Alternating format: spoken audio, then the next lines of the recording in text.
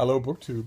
I've got another Brattle Book-Haul for you, and this one illustrates another thing about the Brattle the way my trips there break down.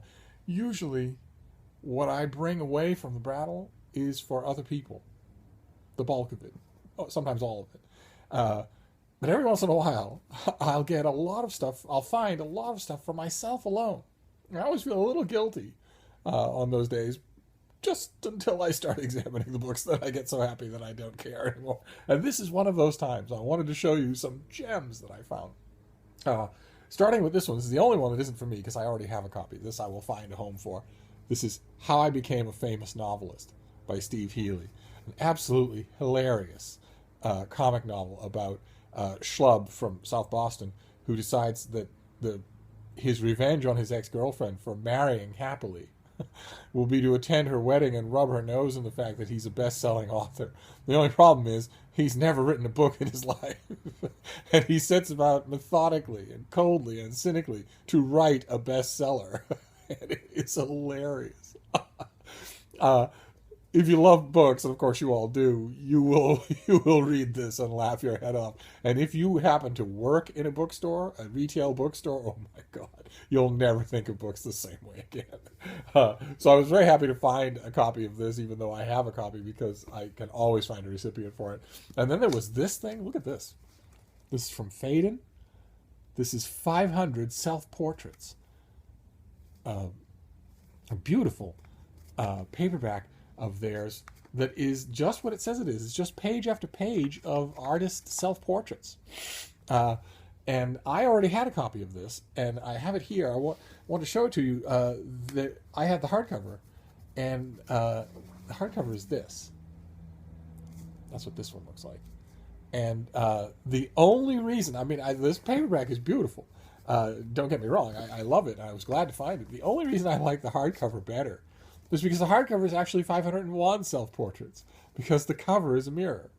Mine is filthy, but you can see yourself in the cover. I thought that was a very clever way to make the cover of the book. And then the next one, Further's Project Penguin. Look at this.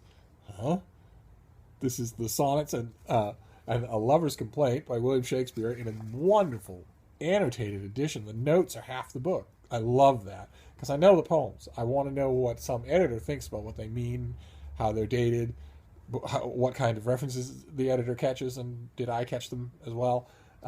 So this will go on the Penguin shelf. And then there's this, The Bitter Woods by John Eisenhower. This is a really good,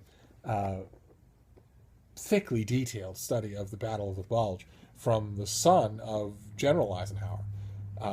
And I love it. So I love the subject. I've read every book on the Battle of the Bulge, and I've read this when it first came out, and then my copy disappeared. So I was very happy to get this and put it on the shelf until such time as the Brattle or some other used bookstore turns up a hardcover, because I want it in a hardcover.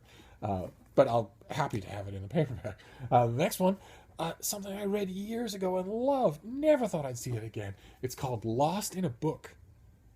It's a psychological study, a cognitive study of what actually happens to us when we're reading. What mental processes go on, especially the processes that involve what the title says. Not just reading and comprehension, but when you become absorbed into a book and you lose your sense of time and place. Something that happens to me every day, and that I'm sure has happened to all of you at some point or other. This is an actual study of that as a phenomenon. There are chunks of it that are a little dry. It's a very technical book. It's meant for professionals, cognitive scientists. But still, huge chunks of it are so interesting for a reader. Who knew I would ever find it again? Then there's this. Talk about a find.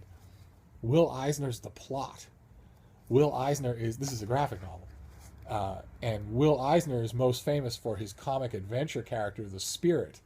But what a lot of comic book fans don't know is that he spent his lifetime making graphic novels, and most of them had nothing to do with the Spirit or superheroes or adventure stories at all. They were about aspects of Jewish history. And this one is about the invention and seemingly eternal propagation of the protocols of the Elders of Zion.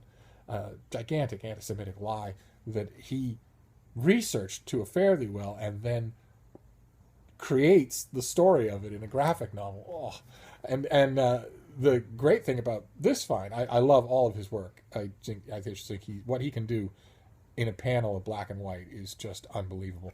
But the best part about this is that I haven't actually read this one. This is Will Eisner I haven't read, so that's an absolute treat. But all the other things are things that I have read that I just got for the editions, like this. This is The Last of the Mohicans by my beloved James Fenimore Cooper, and it has the N.C. Wyeth illustrations.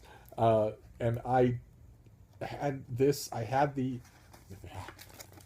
Look at how beautiful that is. Good Lord, the light and shadows, the color that man could do. I tell you, I had almost all of these old Wyeth illustrated classics at one point or another. I had a whole shelf of them at one point.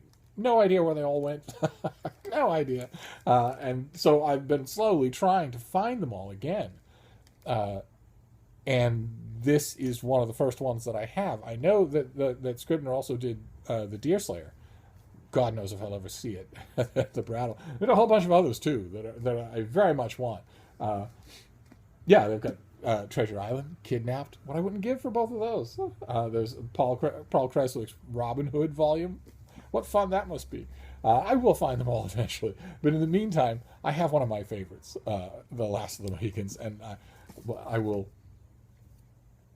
put it on a shelf and this time not get rid of it. Send them another reread is this, Pillars of the Earth by Ken Follett. I found this gigantic hardcover. I'm not even sure what this is. I don't think this was the American hardcover. I don't think it looked like this. I seem to remember it being brown, not green. One way or another, I saw this edition. I just loved it. And I love the book. Even though it's 1,000 pages long, it's actually less bloated than most of his contemporary novels, amazingly. So he clearly, his heart and soul is in every line and paragraph of this. So the paragraphs and lines don't have any fat to them. It's a brisk, brutal book, even though it's so long. It's just got that much of a story to tell. And then the last thing, look at this. This is The Tale of Genji, a book I have mentioned on this channel many times. This is the side and sticker translation in a slipcase 2-volume hardcover set. This is the way it originally came out, before it came out as a big, fat 1-volume trade paperback. And I had the big, fat 1-volume trade paperback, but I sent it to a young man who is currently in Japan. It seemed like the perfect place to read The Tale of Genji, and I thought, I have 4 English language translations, 4 different ones. I can stand to live without my copy of the side and sticker until it shows up again. I expected another paperback. I never expected that when I would find it again, it would be in this beautiful box set. So I grabbed it right away.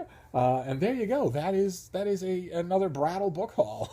Mostly for me, which feels kind of scuzzy. but I'll make do. I'll mail out extra books today for penance sake. Thank you, BookTube.